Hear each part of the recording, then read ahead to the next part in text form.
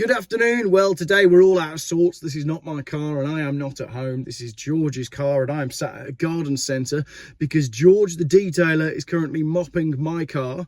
That's having a full polish, so you'll see that in another video. General chat today. I want to talk about the weather, Harry Metcalfe, Chris Harris, the Dacia Bigster, Ford rear lights and the new Mini. So let's kick off with the weather. Odd, isn't it? The sky has cleared today and we actually have sunshine and it's actually warm.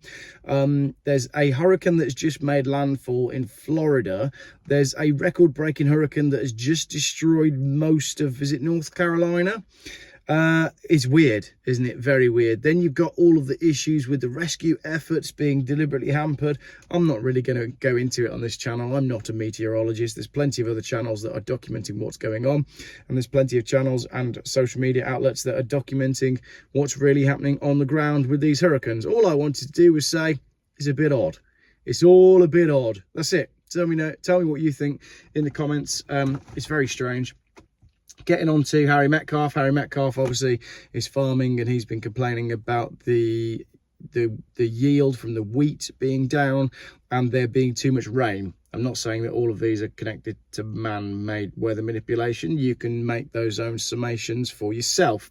Right, what I did want to talk about with Harry Metcalfe is two things that are actually connected with what Harry and Chris Harris have both been up to recently. Harry Metcalfe is currently doing a road trip in his Lamborghini Countach, and if you haven't seen it already, go and watch it, because I mean he is just the best at YouTube. He really is. He does set the benchmark for how to do YouTube in a way that is both interesting and engaging without like too many jump cuts and everything sped up and music laid over everything like all the other channels seem to be. It's just a bloke who knows a lot about cars, driving beautiful cars to beautiful locations. And Harry, we love you for it. But he did a brilliant walk around of the latest Bugatti, and the bit that caught my eye is Bugatti with their latest hypercar. Instead of following the trend of going all big screens and big dash and big layout and everything on the inside, they've just quite simply gone for a supremely beautiful gauge cluster instrument setup made by a Swiss watch manufacturer.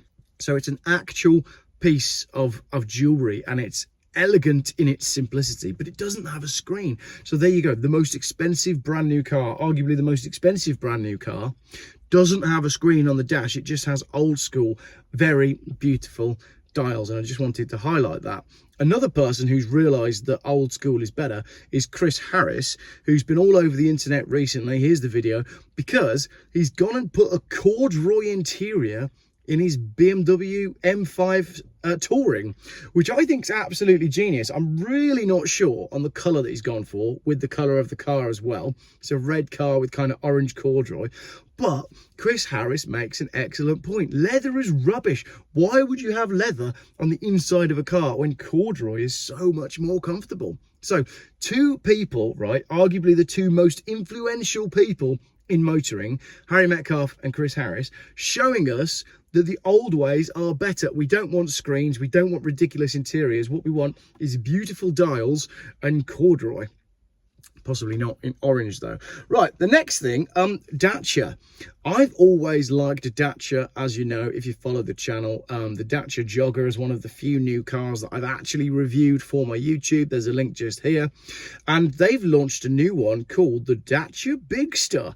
And they're basically gunning for, well, Land Rover. You know, this is a C segment, which is mid to large size SUV, and it's going to be competing with all the others. And I think it will do really, really well. I think the price is about £37,000. My only issue with it is the name. It's called the Bigster. What were they thinking? Oh, come on, name it after like a big storm, or, you know, like the Volkswagen names are amazing. They're named after like deserts or tribes, or Lamborghinis are named after bulls. And Dacia just go, well, what is it? Oh, it's slightly bigger than the Roomster. What should we call it? I know, Bigster. Right, should we break for coffee? Let's break for coffee. I think that's the answer. All the people at Dacia just wanted to get out of the conference room and go for a coffee. So they just called it the Bigster, which was the first thing that they came up with. Anyway, I think that's quite an interesting launch that's coming up. So that's quite cool. All the photos are there, as you can see. Ford rear lights. Tell me if you've been noticing this. When I've been out and about lately, I've been noticing that, and it's not just Fords as well, but it's primarily Fords. You know, our cars have two rear brake lights and then a high central brake light about there. So they've got a light down here, a light down here, and then a high central brake light. I keep driving around at night and coming across cars that have only got the central upper brake light working. So that bulb's gone and that bulb's gone. If it is the bulb and not the cluster. Now, this old Volvo of George's, when I start it, it tells me that there's a bulb failure. It'll tell me exactly which bulb it is. So I can only assume that the people driving these cars either don't know, or the car isn't telling them, or they haven't thought to check, or they haven't been for an MOT lately. But isn't it odd that, and these are new cars as well, you can be driving around in a new car with a bulb blown, or a bulb out, or a completely failed bulb setup, and your car won't tell you. It just seems ridiculous that we had that in, what year is this car? I think this is a 2006. We had that in 2006, but in 2024, we're now allowing people to, wow, that's the fastest mobility scooter I've ever seen. And she's wearing sunglasses and she's got her legs in a blanket. Oof. I hope I'm as fast as that when I'm that age. Got to get to the garden centre before everybody. You got to get to the garden centre before all those Dacia engineers turn up and finish all the cake. Anyway, so that's the thing. I've just noticed that. Loads of cars driving around with failed bulbs. And again, like in the old days, you'd see a car coming at you with one main headlight on, and then the headlight on the other side is gone, and they're just running around on the side light. But these days, it's more likely that the whole cluster has failed. So you've only got one light, not even a side light. And you think it's a motorbike coming at you.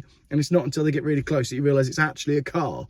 I just seem to be seeing that more than ever. So I thought I'd just put that observation in this quick roundup video. Lastly, the Mini, the design of the new Mini. I mean, conspiracy theorists would tell you that the deliberate destruction of the motor industry is happening every which way, and one of those which ways that the destruction of the motor industry is happening is by destroying all of the brands that we know and love, by making sure their designers are, well, out to lunch. Actually, all of the new BMWs are ugly, and the new Mini is terrible. I was behind one the other day, just thought I can't even tell what that is anymore, apart from the stupid Union Jack that's still in the rear brake lights, which, as I've just said, will probably stop working anyway. So the new Mini, absolutely hideous. And lastly, I've got this comment to read out. I'm just intrigued, Geoff, I'm just intrigued as to why you have this obsession with closing down Jaguar Land Rover and destroying 100,000 British jobs. There are 11 million of us without work now, and as an ex-ARG, you are paying my benefits as I have severe heart disease. Every manufacturing operation is closing in the UK. Grangemouth, Tata Steel, British Steel, Scunthorpe, Chemex Cement, to name a few.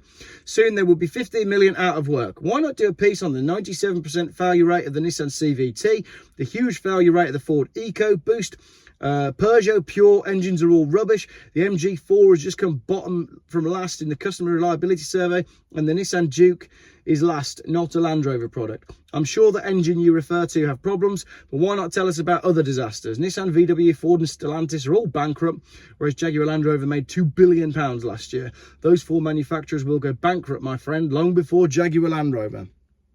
I'm not specifically aiming at Jaguar Land Rover. I'm just going on the information that comes to me. I know that the Toyota Yaris GR piston ring scandal is another big one that needs dealing with, and I'm not gunning for Jaguar Land Rover specifically. I don't know. That's the videos I made. If you think I should make videos about other car manufacturers, do email me.